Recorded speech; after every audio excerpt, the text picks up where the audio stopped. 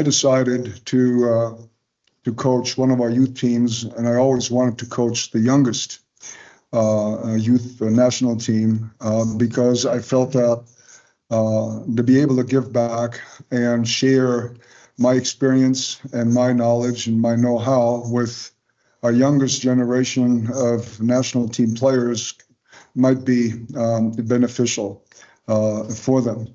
So the first thing that I did, obviously, when I took this job, and obviously it is much more than a job, is I tried to design a system, both offensively and defensively, that would help our young players develop.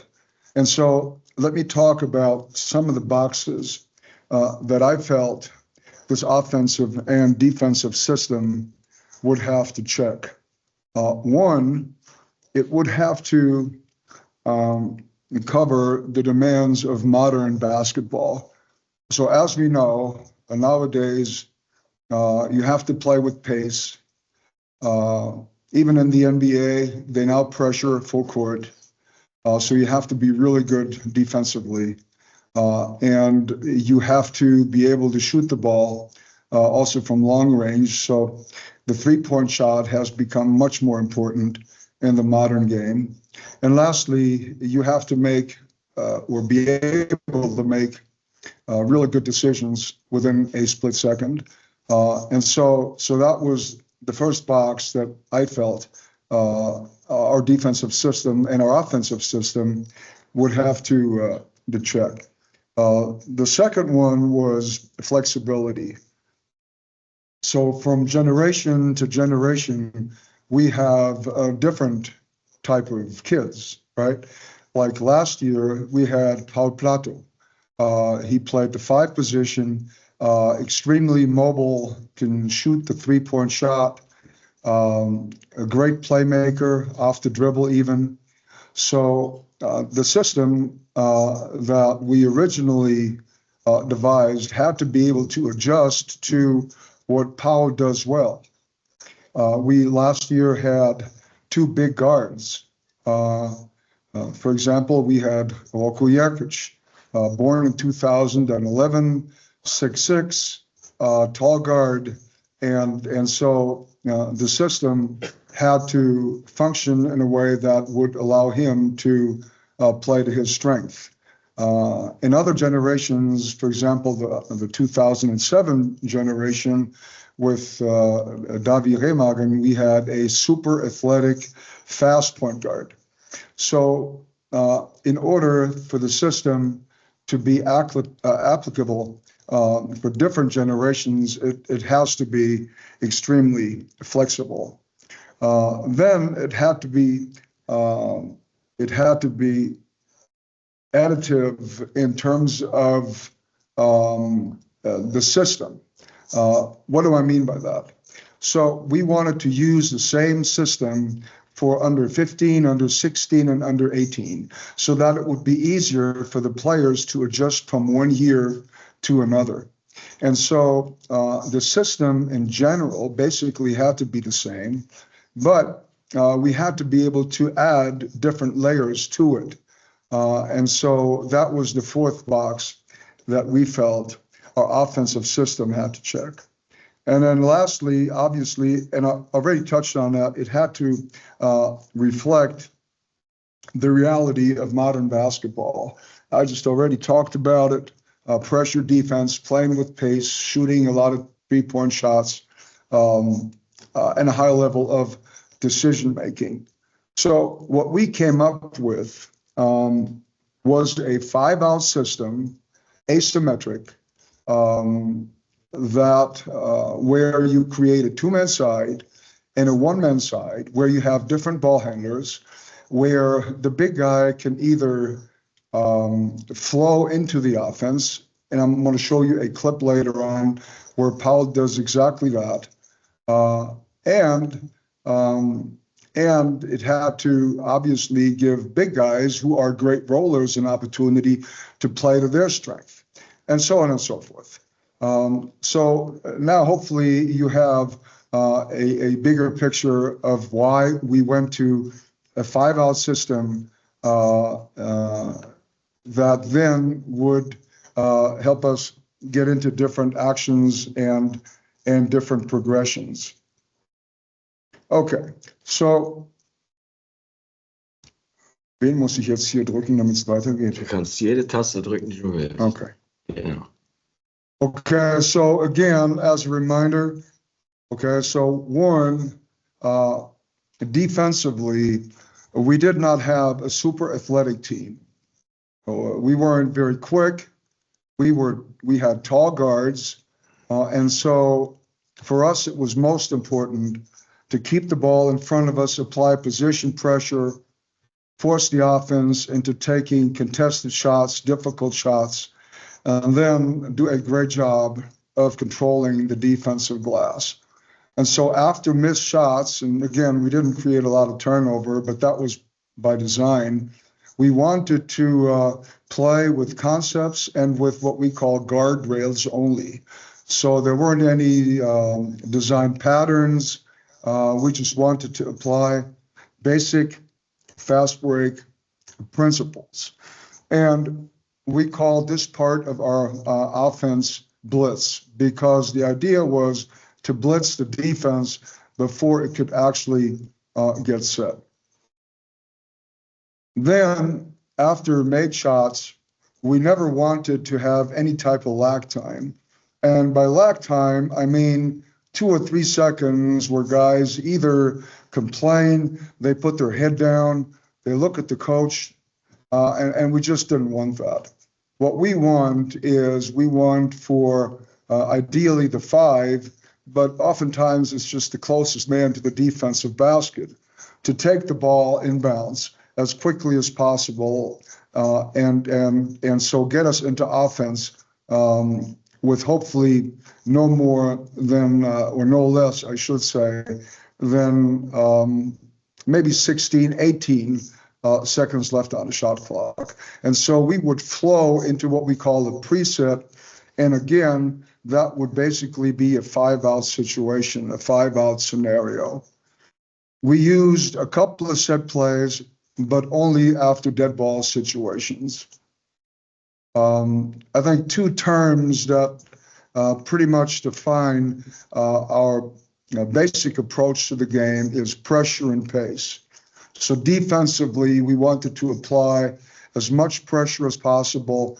We wanted to be disruptive, and we wanted to create a lot of running opportunities with either a blitz or flow offense. In terms of the pick and roll defense, we either jump switch, which we mostly did with power, or we went to a hard show, which we did with our other 2 5-men. Obviously, when the 4-man was guarding the screener, we would always automatically jump switch that situation. So hopefully that now gives you a better picture of our basic offensive and defensive approach. So like I told you, we didn't really have one of those, super fast, smaller point guards. We actually had one, Javier Klotz, but he suffered an ACL injury, and so he couldn't play last summer. Our other guards were all tall guards, 6'5" and taller. And so instead of creating a lot of number situations where we have a numerical advantage, like a 2-on-1, a 3-on-2, or a 4-on-3, maybe even a 5-on-4, we oftentimes attacked with our early offense. And so I'm going to show you some clips where you can see that the things that were most important to us in terms of concepts and flow were, one, we wanted them to constantly move the basketball. We think that especially young teams make the crucial mistake of over-dribbling, and so we wanted them to get off the ball, to keep the ball in the air, as opposed to dribbling the basketball up the court. And then we wanted what we called extreme spacing. Young players have a very poor understanding of the concept of spacing. They're almost always way too close to the three-point line. And so that is why we use the term extreme spacing, or we use the term four-point line. I already talked about the concept of not having any lag time. And then lastly, we wanted them, like especially out of pick and roll situations, to be extremely decisive and get off the ball quickly. We don't like it when they start killing the grass, which is what we called when players start over dribbling. And lastly, and I want to elaborate on this principle just a little bit. And you'll see that most national teams at the under 16 level are also pick and roll heavy. Why? Because I feel like it is our responsibility as coaches, not just my responsibility, but also your responsibility to get them ready for the highest level possible, whatever that may be. And if you're an under 16 national team player, obviously, we're hoping that at some point you will play in the BBL, maybe EuroLeague, maybe in the NBA, hopefully for our senior men's national team. And the one thing that you have to be able to do as a guard, or nowadays, even as a 3 or a 4, you have to be able to run the pick and roll. And if you're not able to do that, I think it's very difficult to get on the court at the pro level. The second thing that you have to be able to do is you have to be able to attack closeouts and then get into drive and kick, or what we call blender. And so that is the second part of our offense that we feel is extremely important, is not just to, move the ball out of the pick and roll, but it is also to then be able to attack the closeout and take advantage of what the defense has given you. So let's look at some clips now. Here you see us in the black uniforms. And okay. No.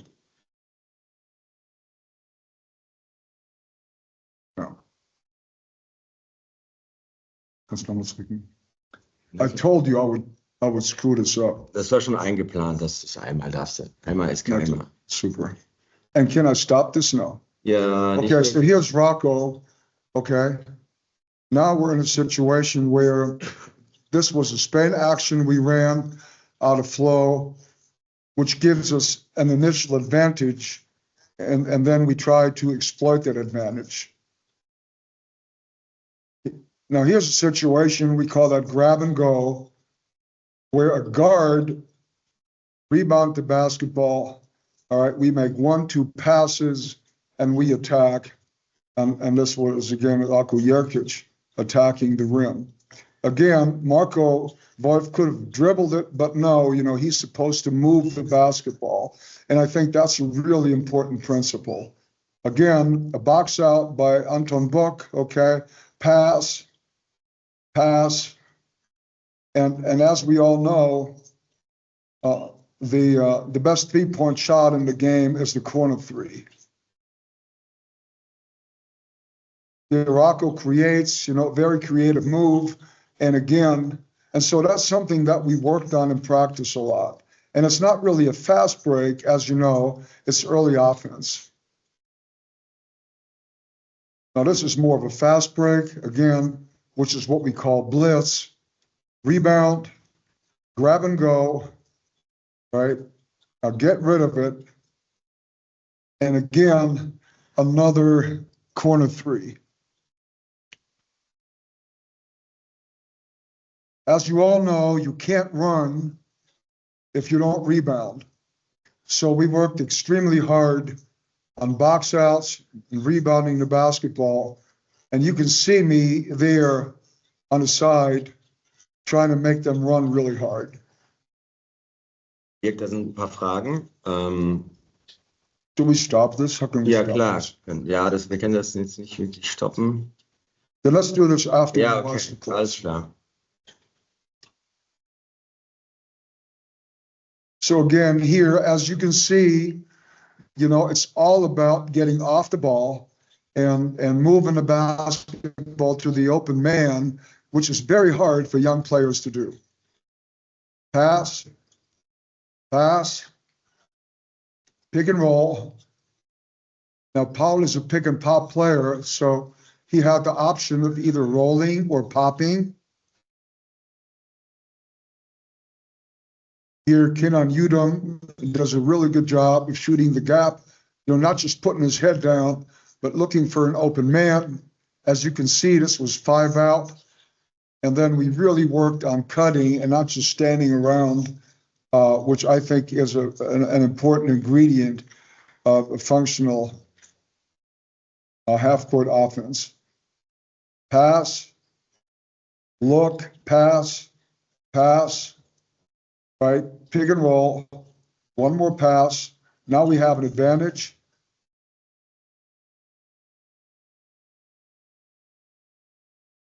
So it took us a while to implement these principles, but we really started to play well in the second part of the tournament and won our last 4 games.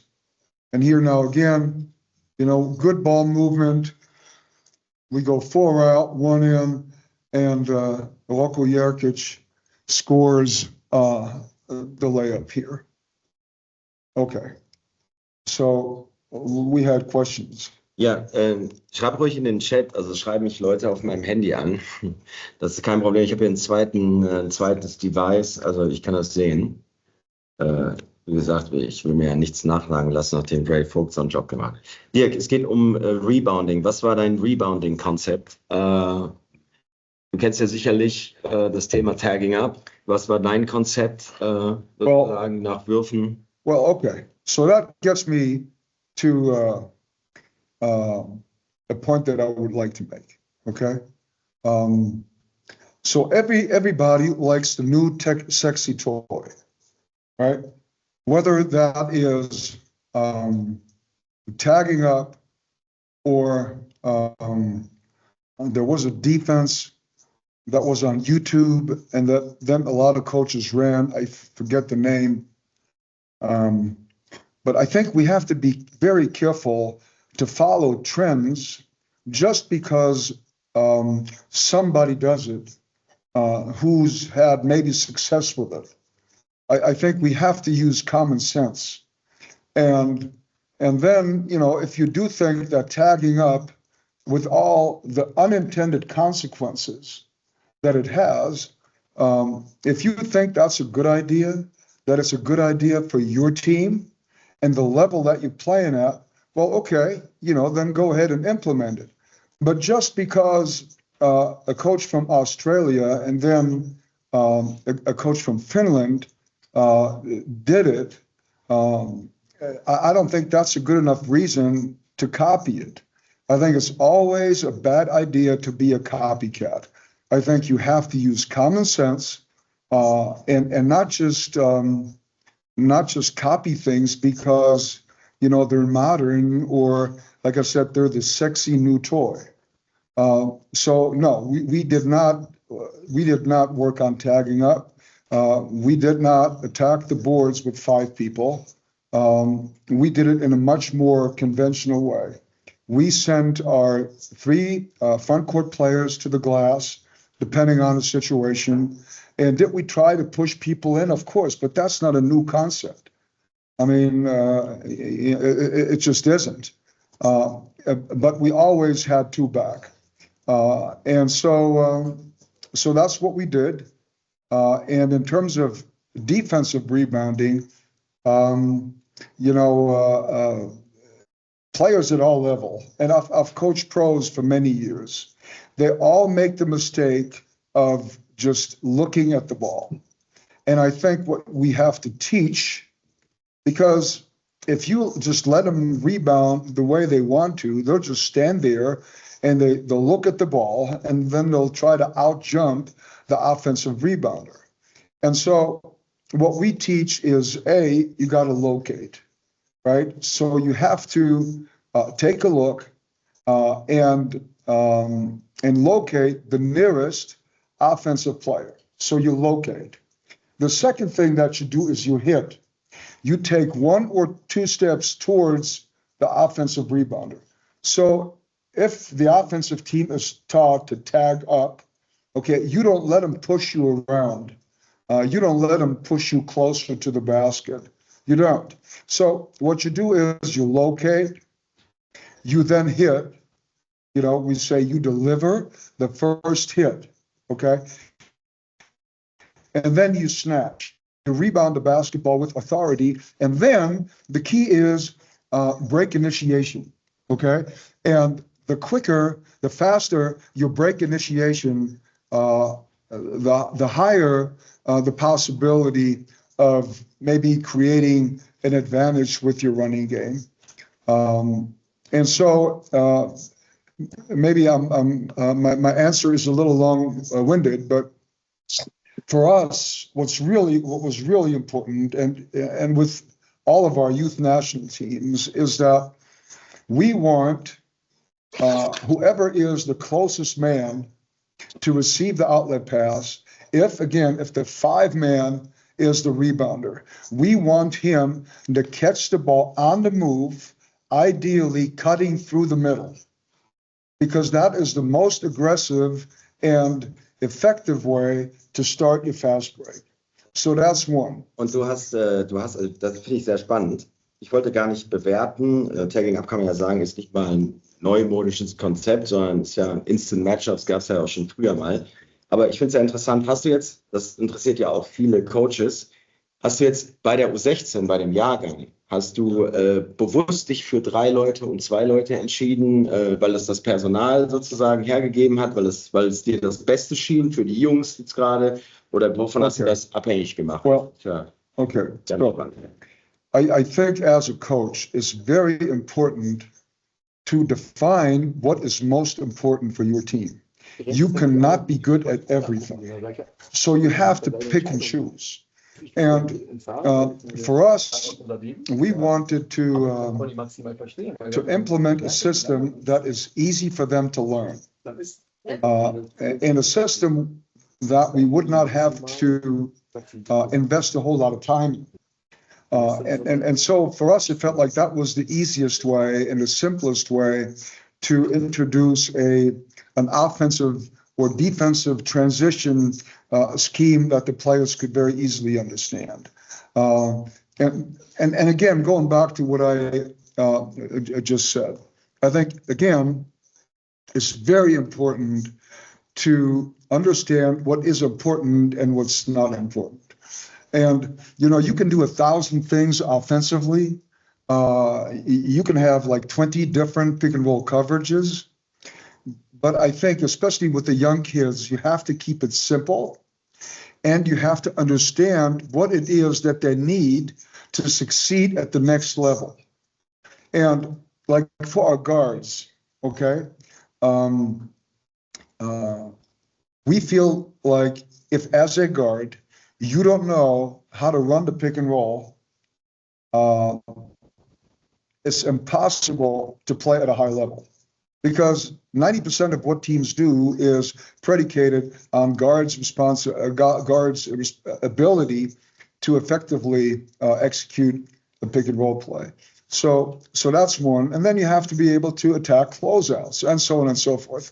And so to us, it was very important to define what do we want to be good at. And that's what we worked on in practice. And that was the messaging to the team each and every day. It was pressure and pace, right? Run after makes, run after misses, of course.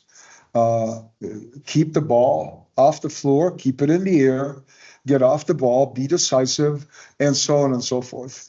And so hopefully that answers the question. I apologize for the long-winded answer. Ja, du warst ja zwischendurch kurz beim Pick and Roll, aber macht ja nichts. Das werden wahrscheinlich sehen. Okay, let's keep, I think we got to keep going here Yeah. because we have a lot of clips to look at. So what do I do? This one? Du kannst wieder nach rechts gehen und dann geht's. Okay, just very quickly, like I said, and they were personnel dependent. We had basically 2 set plays, and we used them after dead ball situations only, or maybe sometimes in the fourth quarter when we felt like, okay, let's put Rocco or Marco in a pick and roll and put the ball in their hands and then trust them to make the right decision. So these are the examples, okay? Again.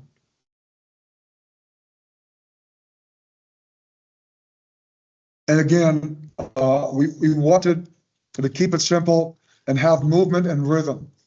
And here you can see everybody is moving, the ball is moving. We get it side to side twice, and then we go to a pick and pop situation with power. And basically, you know, that's the principle of what we're trying to do with our half-court plays, is just have rhythm, get as many people involved as possible, be decisive. Okay, here we get fouled.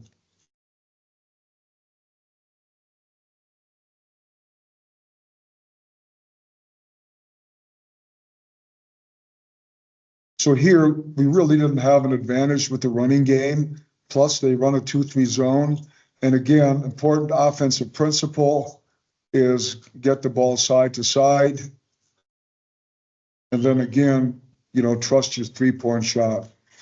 For us, it was really important that our players understand that even if you miss 3 threes in a row, as long as you're open and you have rhythm, we want you to take the next one. Was hältst du denn eigentlich davon, dass Zone erlaubt ist international und bei uns nicht? Naja, da müsste dich ja eigentlich nerven, weil es wird ja keiner darauf vorbereitet sozusagen, oder? Was ist da deine Haltung zu? Well, I don't think it's that hard to attack a zone. I think when teams play a zone, it's always a sign of weakness. And so we know if somebody wants to play a zone, we smile because, you know, it's so easy to attack gaps and so for us, it was never a problem. Okay, here's another set play. We saw it before. This we call touch action. So Small comes up, gets the ball, he hands it off to the guard.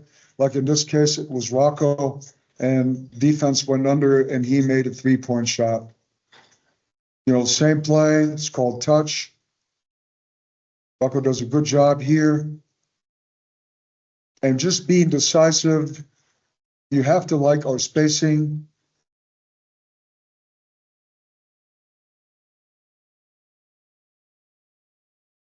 And again, just a little bit of movement to create an advantage. Again, at the end of the day, you know, it doesn't matter whether Finn makes the shot or he doesn't.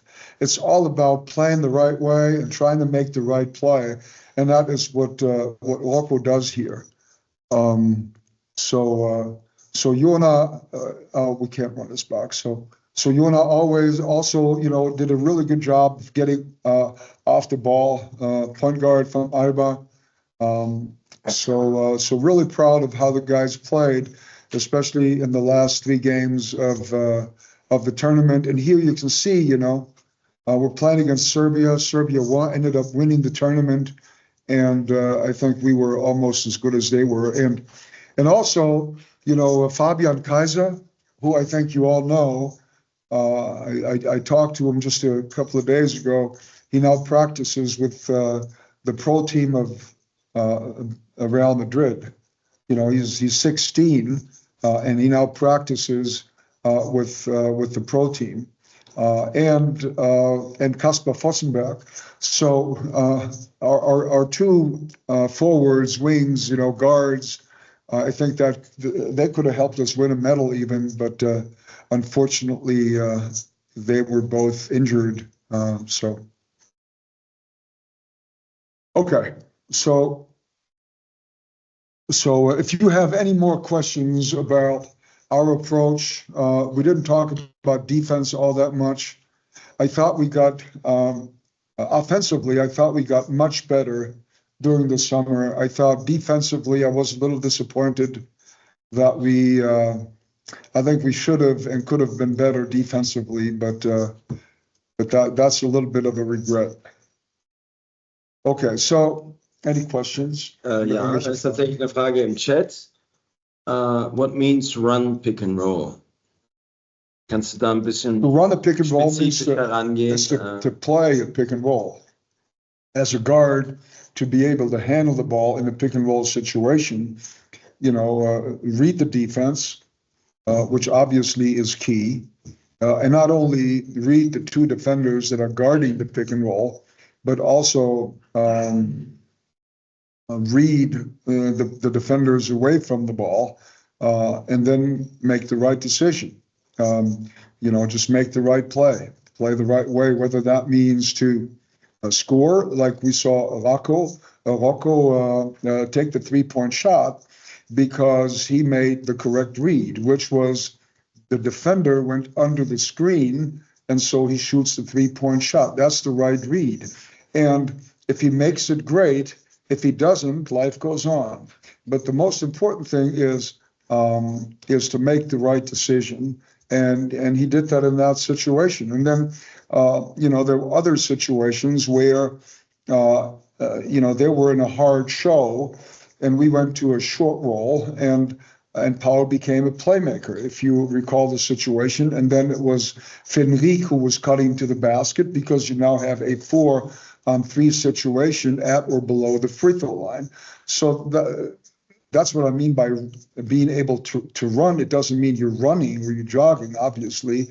It means you're able to execute as a ball handler in the pick and roll situation at a high level. Gab es da eine Schnittmenge aller Teams, die ihr gespielt habt, was die Coverage angeht? Gab es da sowas, was alle gemacht haben oder was so hauptsächlich gemacht wurde? Oder? Yeah, so nobody iced the pick and roll. A lot of teams switched, especially EuroLeague teams do. Last 8 seconds of the shot clock, teams were switching to pick and roll. And then, some teams, they were in a drop. Others ran type of a next type defensive coverage. And I would think that maybe 50%, 60% of the teams went to a hard show against the pick and roll. But we're going to see I'm going to show you some clips, and you'll see like the Serbians did it. And you'll also see how well the Lithuanians executed against a hard show. So. Dann gerade mein Gerät, dann war noch die Frage, die fand ich immer ganz spannend. Ob du dich daran erinnern kannst, was so die motivationale Message war, to get players off the ball as they entered the offensive side. Du weißt ja, das alte Lied in der U16. Ne? Well, it's not easy to do that. Wir reden über U16, natürlich. Yes, it's easy to do that. It's not easy to do that, but I really didn't want to talk about CLA today, because I didn't want to talk about how to teach things. I wanted to talk about what teams do at the under 16 level in Europe. Ich glaube, die Frage bezieht sich auf das Turnier. Yeah, no, I understand. But so one of the teaching methods that we use was, for example, we made them play with a handicap. So they only had 3 dribbles for the whole possession, or nobody could dribble the basketball more than 2 times. So that forced them. I mean, they really didn't have a choice. If you only have say 3 dribbles for the whole offensive possession, you better use these 3 dribbles wisely. Because if you don't, then, you know, we blew the whistle. It was like a turnover. And then, you know, it's messaging. Like each and every day, they have to hear the same message. And when they're moving the ball, you have to praise them. You can't just say nothing. So when guys make, you know, the extra pass, and then say a hockey assist, and then an assist, you have to praise that. And you have to positively enforce these types of decisions. And that's very important too, because I think oftentimes coaches only criticize. Like when players don't make the pass, they'll interrupt practice and they'll say, well, you know, you're supposed to pass, why do you dribble? Well, I think that's not very effective. I think what's more effective is positive reinforcement, is praise, especially with this young generation of players. Also du hast jetzt nicht speziell, du hast gerade von Dribbellimitierung gesprochen, um das Ganze so ein bisschen zu trainieren. Oh, we had some passing drills too that we did every aber du day. hast jetzt nicht den Spielern irgendwie was mitgegeben, so unter dem Motto, warum das Off-Ball-Spiel A so wichtig ist und B Freude bereitet. No, I think it's very important, especially with, you know, not just young players, but with every player nowadays, is you have to coach the why. You know, you have to coach the why and explain to them why it makes sense to keep the ball moving. One, and we call that the sitting duck syndrome. It's easy to shoot at a sitting duck.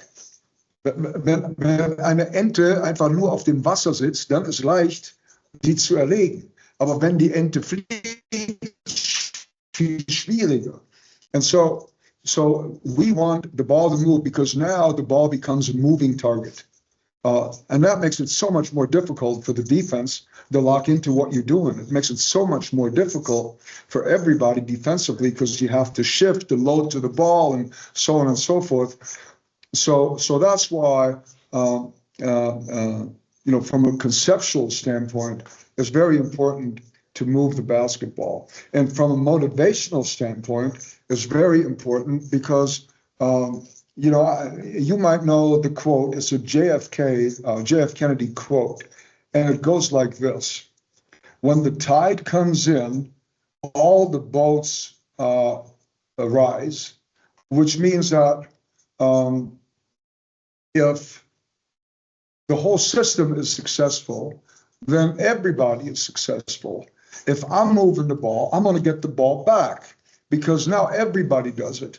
And so it becomes real contagious. Ball movement becomes contagious. The ball has a different energy. It's much easier to shoot if the ball is moving as opposed to shoot it off the dribble.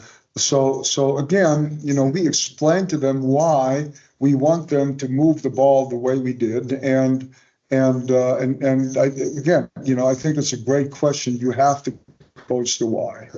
Du hast ja bei der JBL Coach Training und so ein bisschen davor im Austausch mit mir beim DBB immer bemängelt, dass wir zwar irgendwie mit sozusagen den Vorteil spielen können in Deutschland, gerade jetzt in diesem 15 oder 16 Bereich, aber wir haben Schwierigkeiten, den Vorteil zu kreieren, zu generieren. Da ist jetzt die Frage, was war jetzt dein Eindruck nach der EM sozusagen? Was ist problematischer? Also du scheinst ja sehr im Reinen zu sein mit dem Off-Ball-Movement. Jetzt in der I think our kids did a great job. They really did. You know, I especially offensively, defensively, like I said, I wasn't all that happy. I think we should have been more aggressive and we should have been more disruptive. But yeah, I thought offensively we had great rhythm and really good ball movement, and everybody was unselfish, and that's very difficult for a 15-year-old to do if he's used to being the best player on his team and having the ball in his hands all the time. And that's why I'm really proud of them, the way they, you know, they executed that particular concept. Okay, now we have four. Es wird sich bedankt für eine gute Antwort. Ja, danke. Danke zurück. Da kommt schon die nächste Frage. Also, der Austausch ist da. Also, ja. What was your spacing concept against hedge pick and roll defense and against drop down? Did you have different principles for it, or you just played the usual four-point range spacing? Did you implement passing principles like PPP, or you gave the players the fully freedom? Well, okay, so that's an answer for a whole clinic. Ich habe es befürchtet. Yeah, Aber and maybe we can do one just on the pick and roll. Ja, super, unbedingt, weil wir wollen ja ein bisschen austauschen. Yeah, but I'll try to keep it short. So depending on the coverage, your spacing has to be different. Why? For example, if the defense goes under the screen, you try to create an advantage by pinning the guard and maybe get a wide open 3-point shot or forcing a switch, which you could then attack. But if that wasn't possible, you go to a rescreen. And so the player who usually fills up top at the slot, he has to wait and read the ball handler.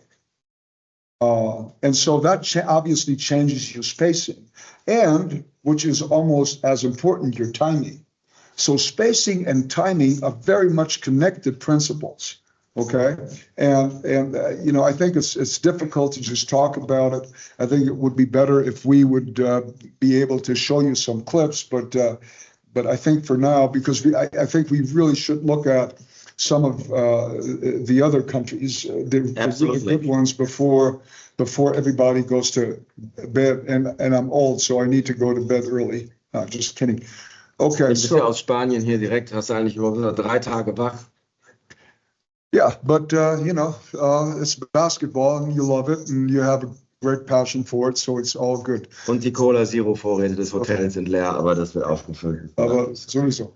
Okay, let's talk about France, okay? By far, they were the most athletic team in the tournament.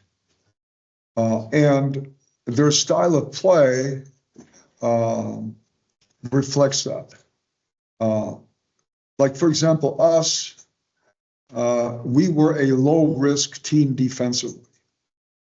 Not Serbia, but say Lithuania was a low-risk defensive team, not looking to turn the opponent over, not looking to create steals. For us, that just didn't make sense because we didn't have the quickness to do that. But obviously, France, with its athletic ability, the length, the explosiveness, that was the right approach. And so, their whole thing was to create offense with defense. And with defense, they tried to be extremely aggressive, trap, shoot gaps. And so it was a high risk, high reward type of approach. They were a very aggressive offensive rebounding team. They created a ton of second shot opportunities. And if you want to, maybe they were even coaching a tagging up type system, but I don't know. It just seemed to me that was the smart thing to do because they were so athletic and long to then send four to the offensive glass. Like I said, their whole approach was based on creating turnovers and running and creating running opportunities. And so they were by far the best team in terms of their transition game. Interestingly enough, most teams shot a lot of threes. Like, I showed you guys some clips of our team. We shot a lot of threes. Okay, Serbia shot a lot of threes. Most teams shot around, 30 to 35 3-point shots per game. But France did not. So like I'll show you this later. Like when you watch Spain, they're running to create 3-point shots, okay, and which is what we did. But they're running to create easy baskets around the rim. So that was their approach. Their half-court defense, they ran plays, but it was some early post-ups, and pretty much like all teams, very heavy in terms of the pick and roll actions that they ran. And this gets me to another point. So I'm watching a lot of JBL games, obviously. And I don't think that we have enough big guys anymore who can shoot, but also post up. So I think we don't have that anymore. It seems like we don't find them anymore. Maybe we don't recruit them anymore. But to succeed at the international level, you have to have good bigs. Ideally, modern bigs who can also shoot, maybe even create off the dribble. And the second thing that I think we're not doing anymore is trying to find super fast point guards.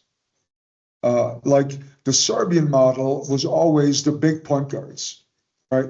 That was the Greek model for many years, was big point guards. Spain always has at least one, usually two super fast point guards, which obviously really helps their transition game. And I think what we've done is similarly to soccer, as in football, is we're just looking at size. We want the big point guards. Well, in the modern game, you have to play fast. And I think it's very advantageous to have at least one super fast, super quick, small point guard. And so I think we have to start looking to find those types of players, because that's what you need in the modern game. Just look at Dennis. You know, Dennis is like 1,85, maybe 6'2", maybe, but super fast. And okay, so the shot diet, again, mostly shots around the basket, not that many 3-point shot attempts. And so let's look at some clips. Yeah. Du kannst, genau.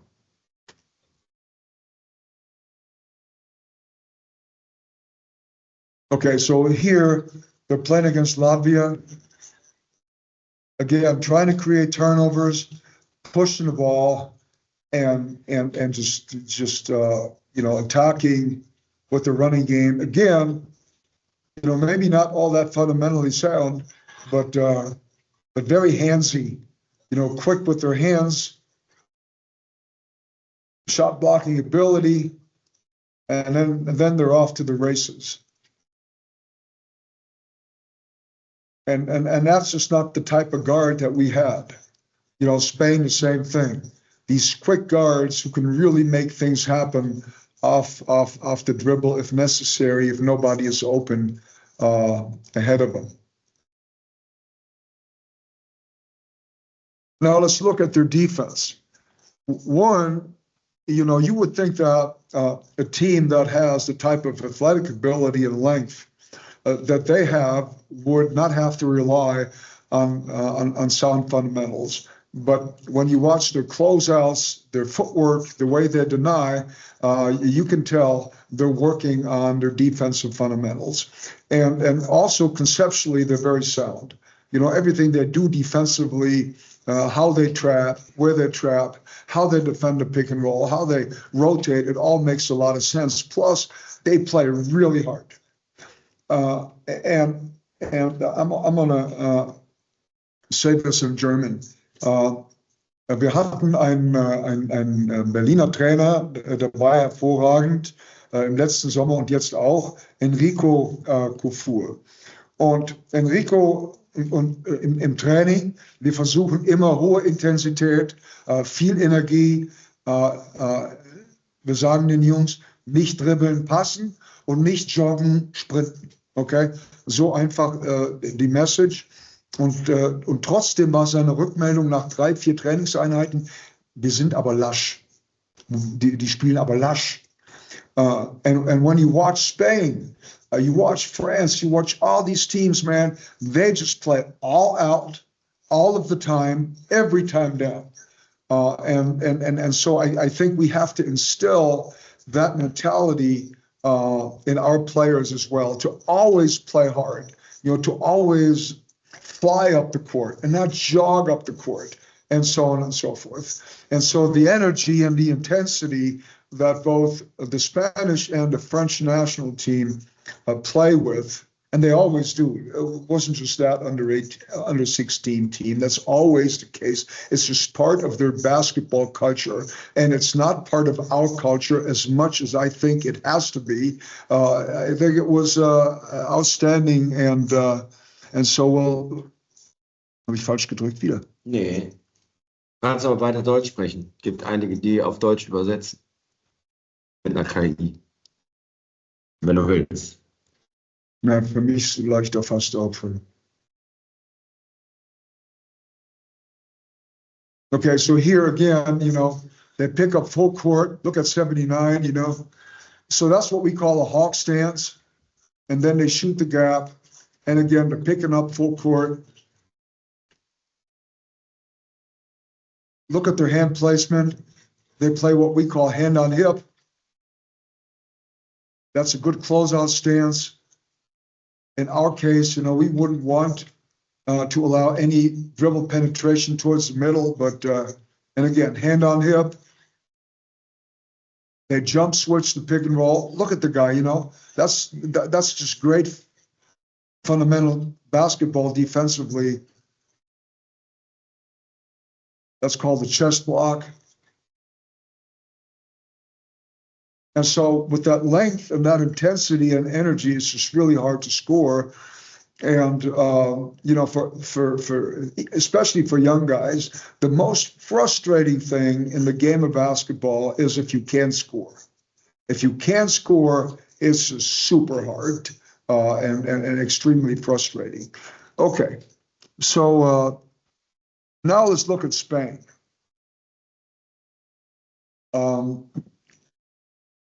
To me, it's extremely important that you develop a culture and what I would call a collective identity. Like, who are you? How are you different from the other teams? What maybe makes you special?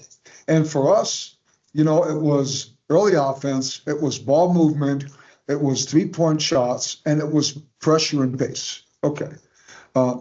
And France, like I said, it's pressure defense, much better than our pressure defense, much more intimidating, much more disruptive. And then it was to play fast and with tremendous pace. Now with Spain, it's they just, the way they run is just unbelievable. And they have no lag time.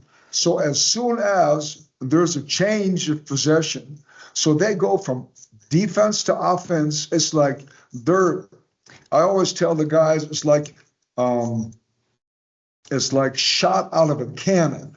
So you got to sprint with warp speed, mit Lichtgeschwindigkeit, and the first 4 or 5 steps are crucial, and that's where our guys oftentimes jog. And now we'll watch the Spanish team, and they'll sprint like crazy. They fly up the court. They have small, fast point guards, and they run on makes and misses.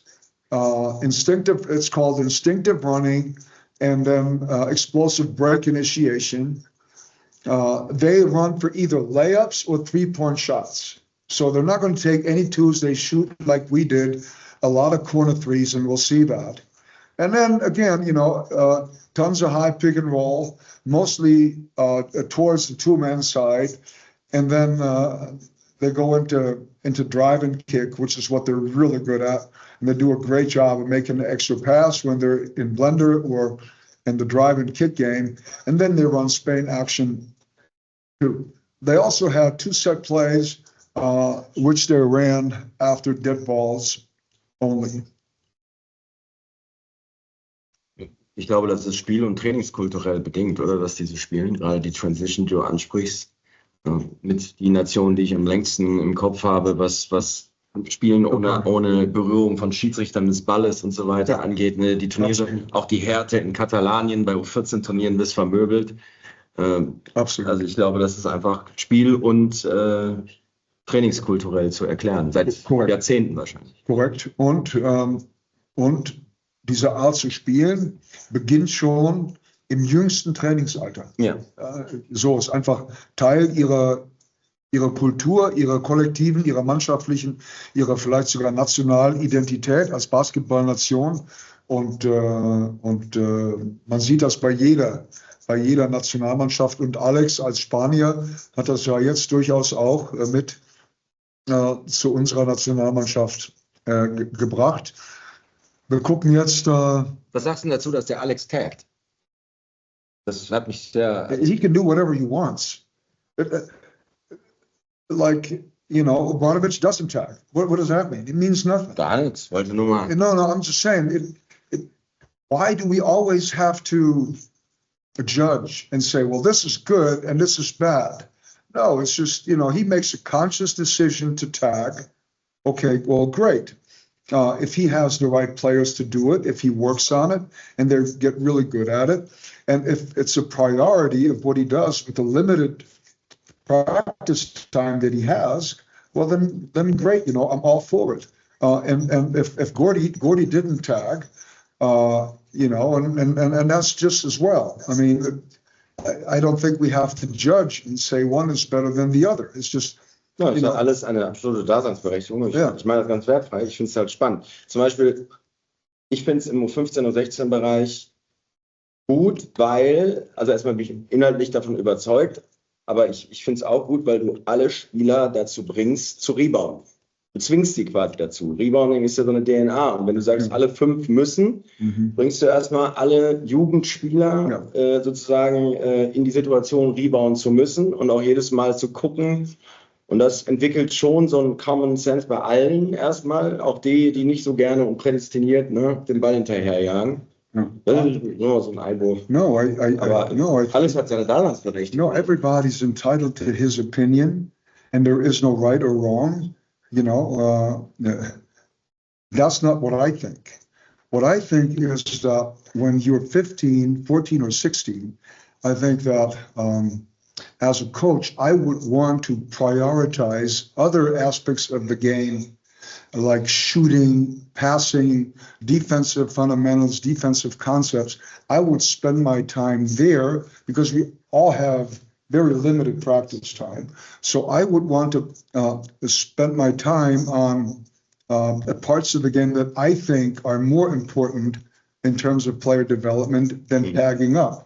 But if that's your opinion, and you had very good reasons to do that, then that's perfectly fine.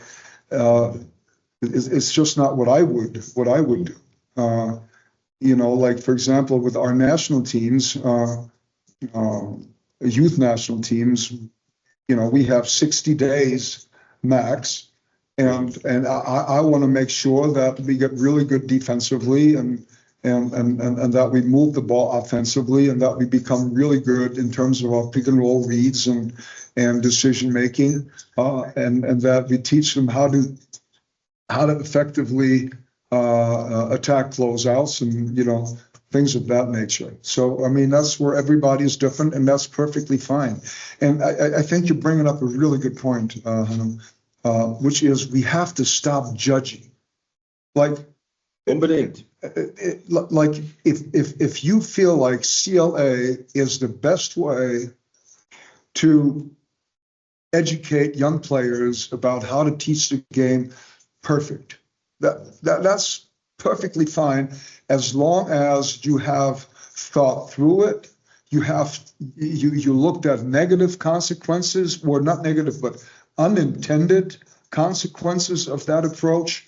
And you go, I've looked at everything, I've thought it through, And I've come to the conclusion it's the best way for youngsters to learn to play the game of basketball, then that's perfectly fine. And if you go like, no, I think that fundamentals are really important and you can't play the game with sound fundamentals, if you find the right solution, but you can't execute it because you can't make a left-handed pass, and so on and so forth, then I think that's also an opinion that to me makes a lot of sense. So but to say, no, this is bad because it's like old-fashioned or old school, and this is bad because it's like not proven yet, or whatever the case may be. I just think that's, because it divides us.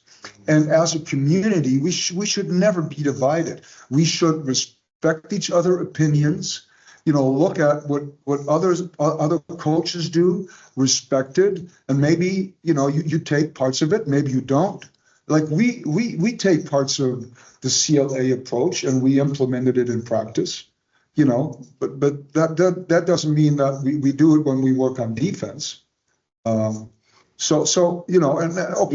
Aber das möchte ich einfach bekräftigen. Ich finde, das hast du sehr schön gesagt. Also es darf und muss unbedingt alles geben. Und Diversität ist ja auch das Thema, wenn man es schafft, dass die Leute bei der Nationalmannschaft dann Dinge wie Mannschaftstaktik erarbeiten. Ja. Ist doch wunderbar, weil in den Clubs gibt es vielleicht andere Inhalte, mal so, mal so. Und ich finde unbedingt, es ist viel zu absolutistisch, etwas zu verteufeln, wenn man etwas anderes besser findet. Ich glaube, es gibt verschiedene Wege, und deswegen sehe ich das sehe ich tatsächlich so wie du. Auch man muss ja nicht einer Meinung sein, welchen Approach man wählt, so, aber ich glaube, es darf alles geben und muss auch alles geben, und das dürfen die Leute schon selbst entscheiden.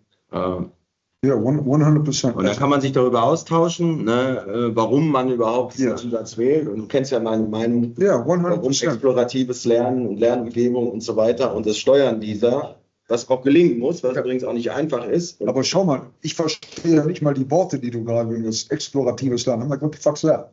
Komm, jetzt macht er mal. No. But here for the foreign coaches, okay? So here's what I want to say, and then I think we have to keep looking at the other teams too, because it's already almost 10 o'clock. So I think let's all have an open mind. Let's stop judging. Let's learn from each other, and understand that at the end of the day, we're a community, and we all want the same thing. We want to make our players better, and we want to put a good, fun, entertaining, successful product on the court. And then we use different methods and so on and so forth, and that's perfectly fine, aber man soll, glaube ich, nicht ideologisch daran gehen oder verteufeln oder von Anfang an nicht zuhören. No, like I said, you used a couple of differenzielles Lernen zum Beispiel. Ich kannte das nicht, aber ich musste dann erst lesen, habe mir von Carsten Schul Artikel besorgt darüber, was das denn überhaupt heißt. So I think before you have an opinion on something, you should at least study it. Das wäre sehr hilfreich. Es ist sehr einfach, das möchte ich auch mal sagen, es ist sehr einfach, sich hinter Lernumgebung und offenem Training und diesen explorativen Lernen auch zu verstecken mit mangelndem Wissen. Das darf auch nicht passieren, muss man auch mal in aller Deutlichkeit sagen. Das wird auch heiß diskutiert, wir mit Kollegen, die ich sehr schätze, und das darf auch nicht sein. Und am Ende geht es um Basketball, man muss diese Dinge, wie du sagst, studieren, man muss auch Basketball in der Tiefe verstehen, um überhaupt Lernumgebung, die passend zu bauen. Das möchte ich auch mal ganz klar sagen. I know that's a pet peeve of yours. But what I wanted to do is, make everybody understand that, yes, we do have different methods, but let's look at how teams play at the highest level in Europe when they're 16 years old. Let's look at that and understand that, there's a rhyme and a reason to what these teams do. It looks like pro basketball, but like a dimmed down version. They're not just running up and down and and tripping over each other. There's a rhyme and a reason, and there's concepts and principles, and sometimes there are even patterns, and sometimes it's even scripted what they do. And so let's look at that, and then, whether you like it or not, then that's up to you completely. And, if you're like, oh, I think I like this, I would like to incorporate it more, then that's perfect. And if you're like, no, in 10 years, everybody's just going to play like the Miami Heat now, just drive and kick and play one-on-one and blah, blah, blah, then that's fine too. Like I said, we shouldn't judge. Okay, so let's look at, I think we're looking at Spain's of the Spanish team. Genau, Rechtsklick. Ja, genau. Wenn wir rechts bleiben, kannst du nichts falsch machen. Again? Ja, drück nochmal. Ja. Da passiert oben da irgendwas. Achso, Entschuldige. So. Okay, so what we want to look at is they really run and they push the ball, and then again, the corner three-point shot. And, it's too bad that we can't pause the clips, but they always, coaches always talk about paint catches, or paint touches rather. But if you look at the good teams, they always make the early pass. Like our guys, they take 2-3 dribbles and then they're way too deep to make the proper pass. And the key is to make the early pass.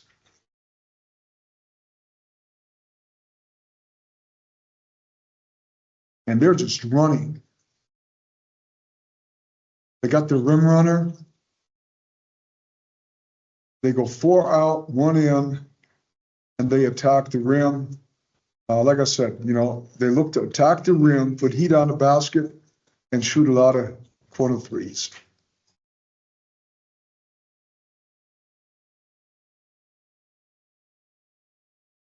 And with the pace that these kids play, I think it's really hard to tag up.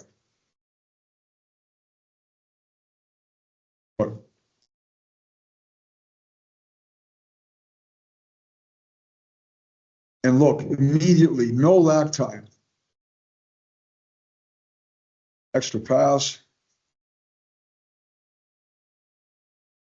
And again, sometimes you make the shot, sometimes you don't. It's 50-50. Nee, du hast ja jetzt natürlich tolle Szenen rausgesucht, aber wir haben auch das eine oder andere Spiel, ziemlich viele diesmal sogar gesehen. Und ich muss ja sagen, manchmal, kommt immer auf die Perspektive an, sieht das auch nicht anders aus als an einem Sonntag in der JBL-Halle. Da gibt es auch Turnover und dem Pace geschuldet natürlich auch viele Sachen, die schief gehen. Well, I think there's I don't know. I don't think we should compare.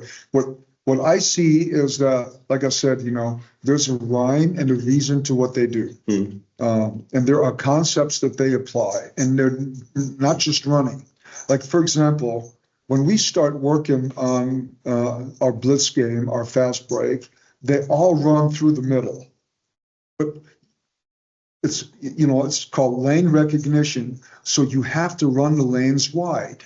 You just have to. Right? Spacing is not just a matter of half-court offense. You have to have spacing in transition. You have to have defensive spacing, right? And so, of course, they play with concepts and guardrails and principles. But like I said, there's a logic and a rhyme and a reason for what they do, and I think that's important. Ich wollte das gar nicht vergleichen, sondern ich wollte einfach nur sagen, dass auch da eine Fehlerquote dem Alter geschuldet ist und dem Pace, die aufgenommen wird. Das ist auch. Of course, but again, I think that it's very important to make them understand that there's a difference between playing fast and being wild and out of control. And every once in a while, a turnover, if you're running hard and you're trying to make the right play and make the hit-ahead pass, that'll happen. But if you constantly turn the ball over because, it's just wild and completely random, then that I don't think helps us in terms of, player development. Basketball, I think in its substance, it can be very chaotic. And I think that the good teams are able to control chaos. And the bad teams, they don't. And I think that's the difference, both offensively and defensively. So we just looked at Spain and their running game, and now just so they run a couple of simple plays, because sometimes even the Spanish under 16 national team, they wanted to slow the game down a little bit. Maybe they're up 10 with 3 minutes left to play. Maybe the other team is out to like a huge run, and they want to change the momentum of the game a little bit. But usually they ran these two plays only after dead ball situations. So here's one of them.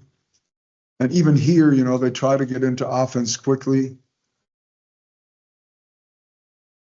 So this is like a little wraparound here into a pick and roll. Well executed. Good defensive play. It's the same thing. I don't know what happened, but it doesn't matter. So again, the guard wraps around the 5, and the 5 ends up setting an on-ball screen. They find the roller, but again, really good defensive play. So here the guard, really good guard, by the way, number 13, makes the early play call.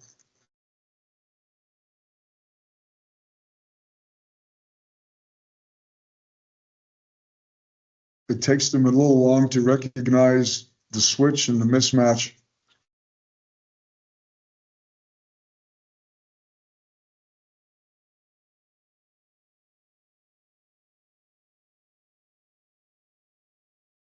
A similar play, but obviously different options out of it.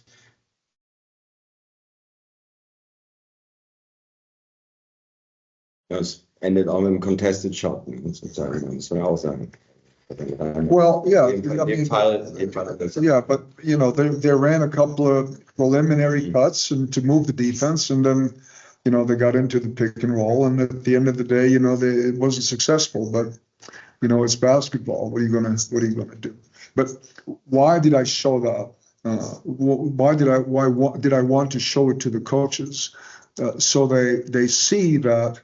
And if you watch Mini Copa, you watch the under 14 of in Spain, for example, you'll see that they don't just run up and down. They play with really good spacing, and they have a pick and roll heavy offense. Most teams do. Why? Because like I think a few years back, the German coaches, we were talking about the fact that the Serbians said, well, we don't play pick and roll until we're under 18 or something. And then just because the Serbian coaches said that, we're like, okay, well, the Serbians say it, so I guess, we're not going to go pick and roll until we're 18. And that's just the wrong approach, I think we have to use common sense, right? Look at how do we have to develop our players to then play, hopefully, at the BBL level or the national team level, and so I think that's the approach that we have to take, and not. It always seems to me like we think that everybody else understands basketball better than we do. Like look, Spain, they always play fast. Well, das finde ich spannend, weil ich bin ja gefühlt aufgewachsen irgendwie, dass wir immer nur kopieren. Aber wann würdest du denn sagen, gibt es eine deutsche Identität für dich? Gibt es die? Oder wann ist die aufgekommen, wenn es die gibt? Das Gefühl? No, I don't think we have that. Why? Because, and I know I'm going to get criticized when I say that, but in Spain, what the percentage is, but 90% of the coaches are Spanish.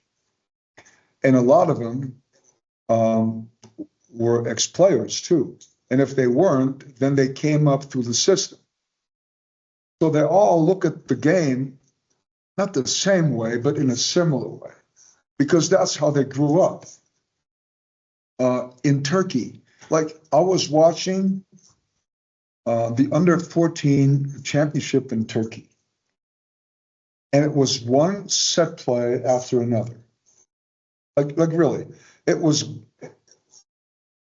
you don't want to judge, but it was god-awful.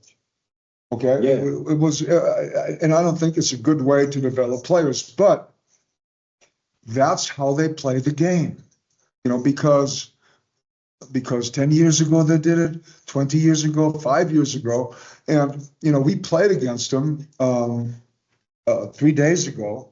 Well, one, they beat us up. They really wore us down, with the physicality and the toughness, and they pushed us around, and that's why 2 of our kids got hurt, because they're not used to that. And they ran like 6 set plays, 6, after 3 days of practice, because that's what everybody does, and that's because they pretty much only have Turkish coaches in the top league. Now, again, I have nothing against foreign coaches in the BBL, nothing, and I think it's important to have them. But I also think that the BBL needs to do a better job of protecting the German coaches. And I think the only way for us to truly develop an identity or a German basketball culture is, if we don't have like a 10 to or a 10 to 90 ratio in terms of German and foreign coaches, but maybe 50-50 or 60-40, But again, I know I'm going to get criticized for saying that, and again, I don't want people to misunderstand me, and then turn the great foreign coaches that we have against me. That's not what I mean.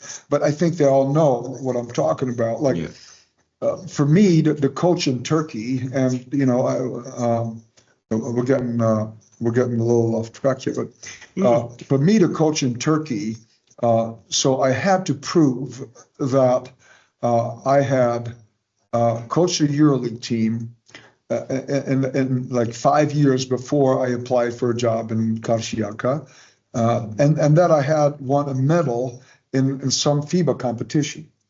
Otherwise, they would not have let me in. And I'm not saying that's the right way to do it. I don't know what's the right way, but I think I see so many talented young coaches in Germany. But, to them, it's like, well, I'll never have a chance to coach a BBL team because there's only 2 German coaches now in the BBL. Maybe it's 3. I think it was 1 last year. And so I think that is a problem. I was telling, we had a meeting,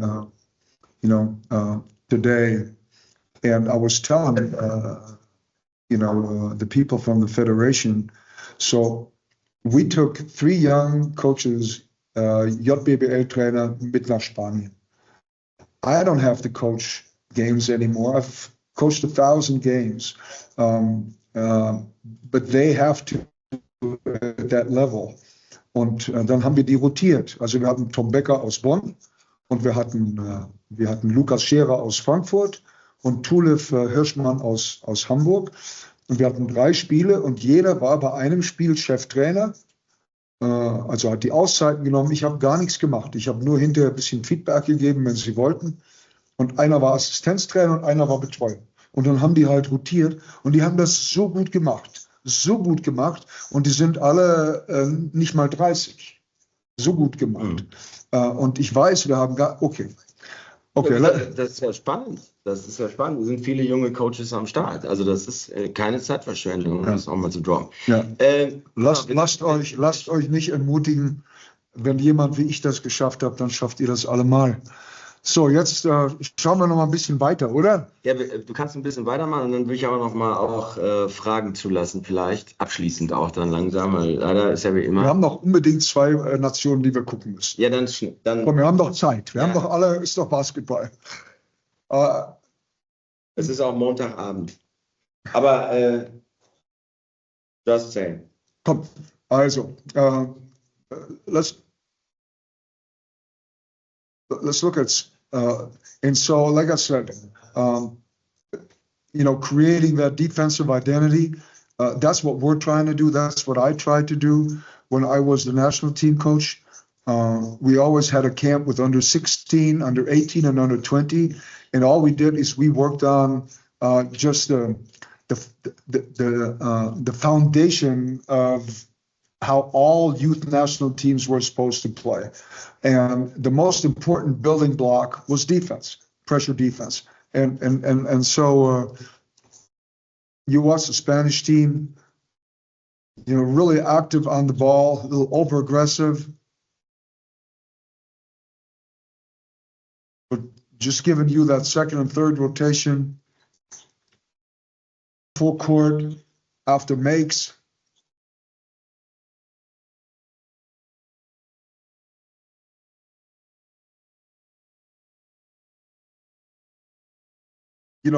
Obviously they're 15, so they're never perfect, but at least they're working really hard.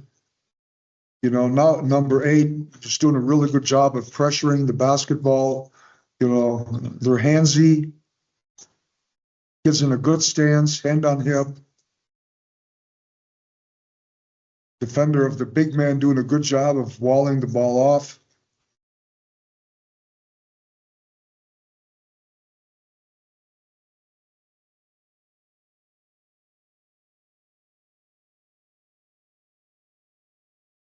They just never give up too, they just keep playing hard, moving their feet, help, recovering, close out, second and third rotation. That's just really good defense.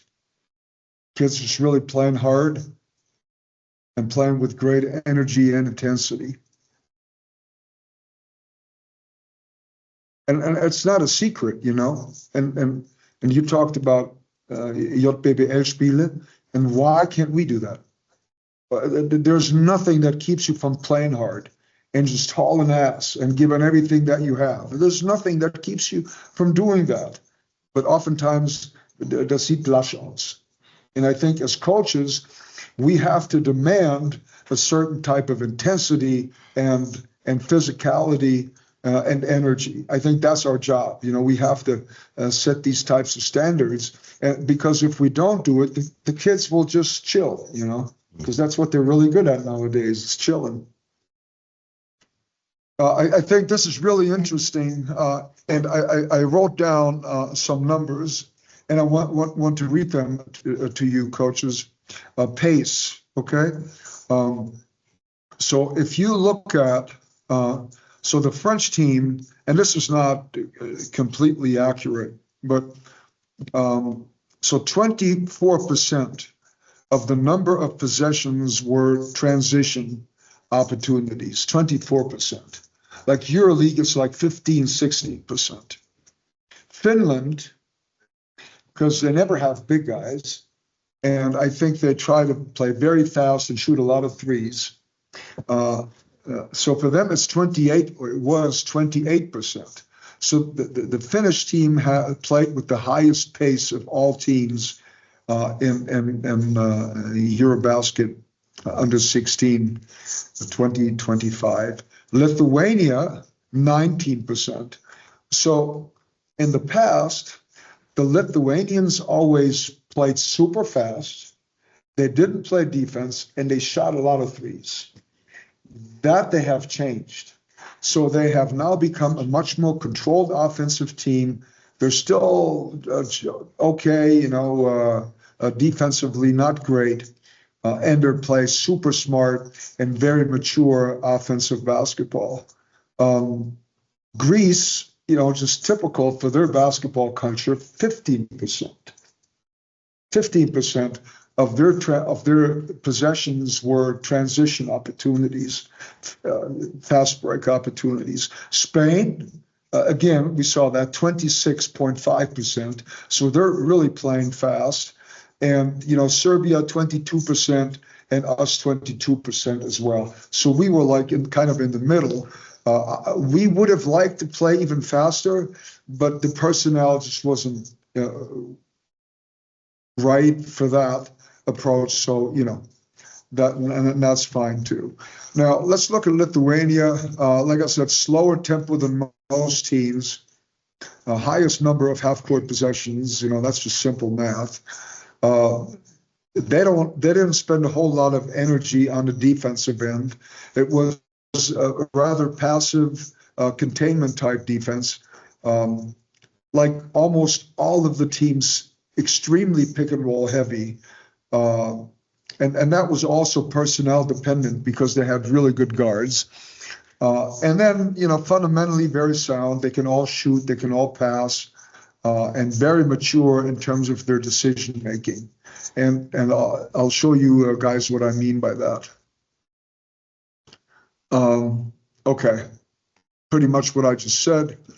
So here, okay, this is from the championship game against Serbia.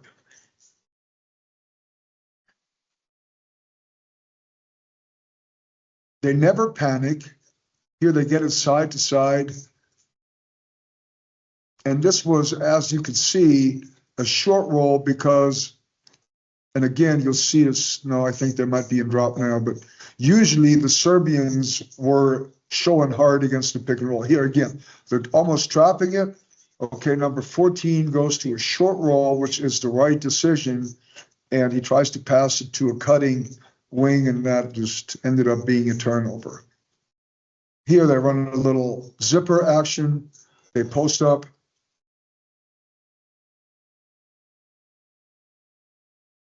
One of the few teams that on a consistent basis worked the ball inside to their big guys, so it was a more conservative, traditional approach.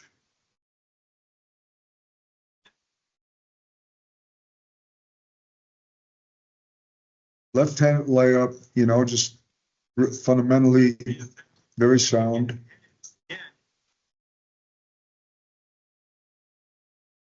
They run a little stagger to get the guy open. This we run too. Again, good execution here. Okay, the Serbians semi-trap, the pick and roll. The big guy goes to a short roll and he finds the corner man cutting to the basket.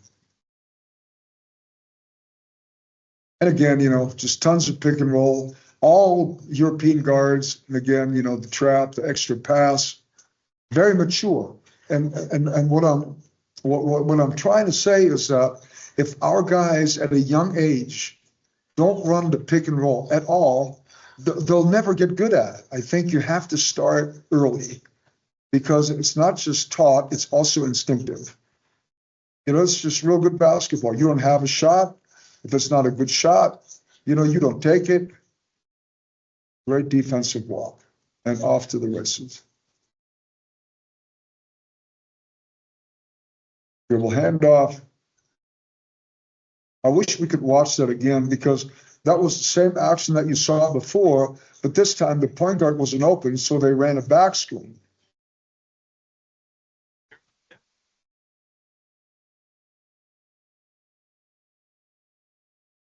Okay, so Ich kenne dich und ich liebe deinen Drive, aber wir müssen ein bisschen die Zeit im Blick haben. Ich würde gerne noch einmal an dieser Stelle fragen, ob es noch Fragen an Dirk gibt.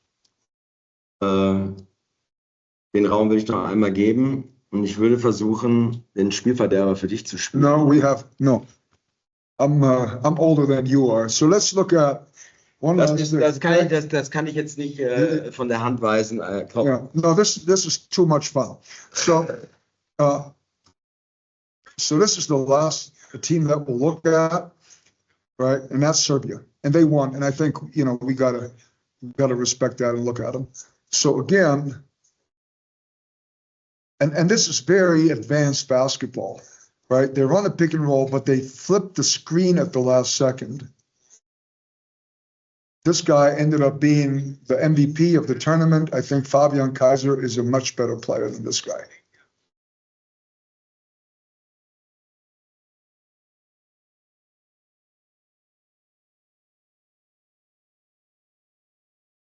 little post-up play, kill cut, ball movement. It's just very mature the way they play, and they're 15 years old, you know?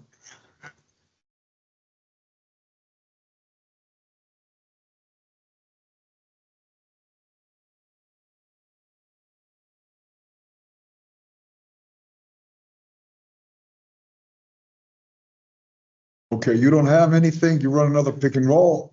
Lithuania is in a hard show. They went to a short roll, just being like playing real smart, mature basketball.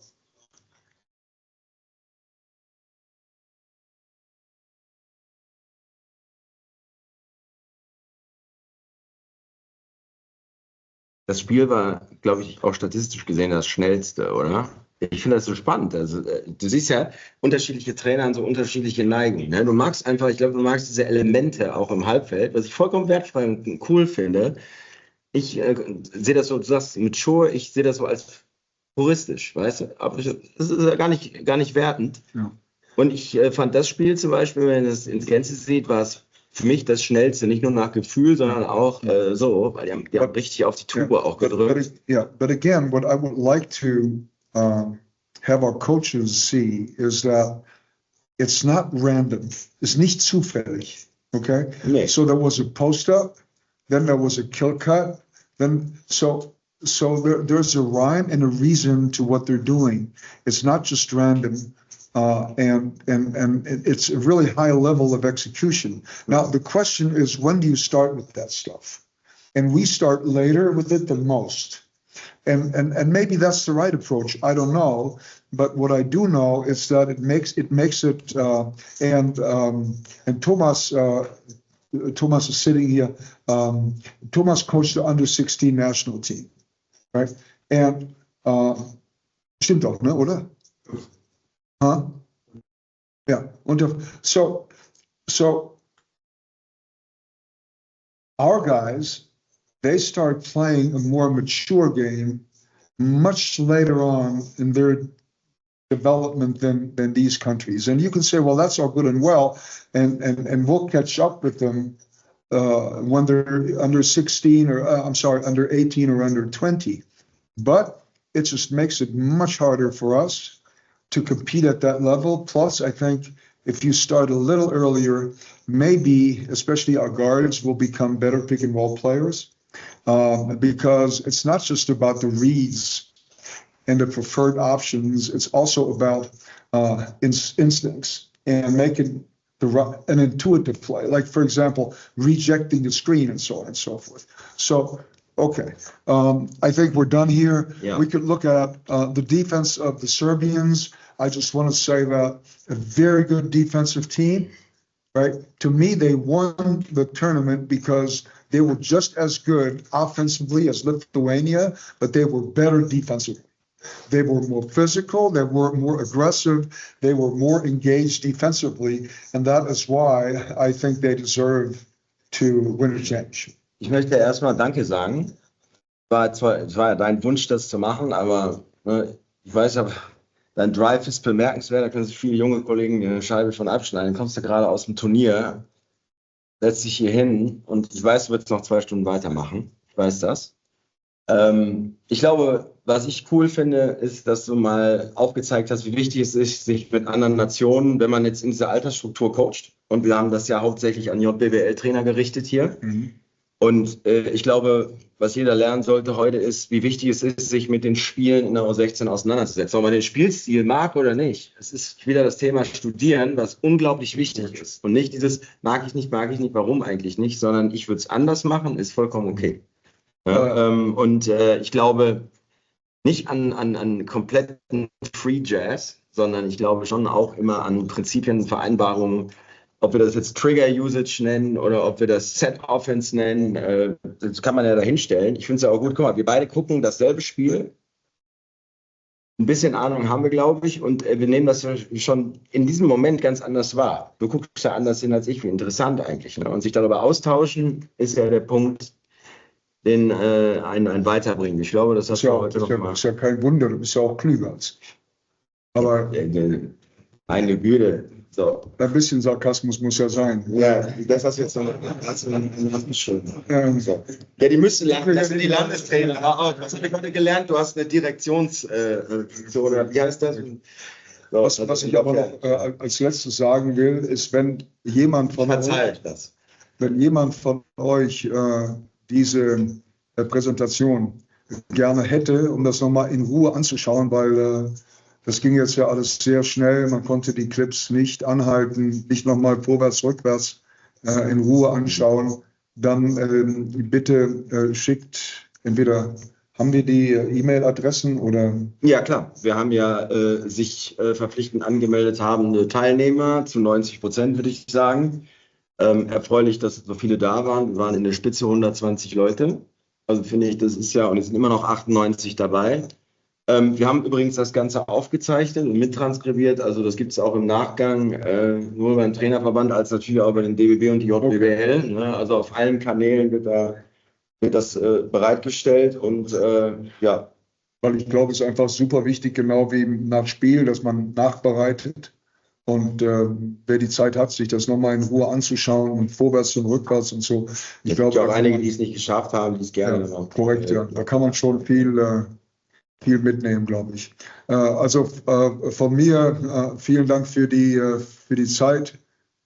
Und ich hoffe, wir können das einigermaßen regelmäßig wiederholen. Fand auch den Austausch und die Fragen sehr befruchtend. Vielen Dank und viel Erfolg bei euren Spielen. Genau, ja, danke und denkt daran, nächsten Montag gibt es den Alan über den DBTV. Der Dirk ist übrigens ja auch Mitglied. Ich darf jetzt bis an mein Lebensende sagen, ich habe dich rekrutiert, obwohl du schon vorher Mitglied warst, aber ich muss mir das jetzt so, weißt du, ja, ich finde es eine super Sache, dass es diese Interessensvereinigung gibt und bin gerne Mitglied. Zahlendes Mitglied auch noch. Ja. Oder? Ja, du hast mich bestimmt in 3 Sprachen, aber ist okay. Alles gut, ihr Lieben. So. Viel Erfolg in den nächsten Spielen. Auf bald. Ciao.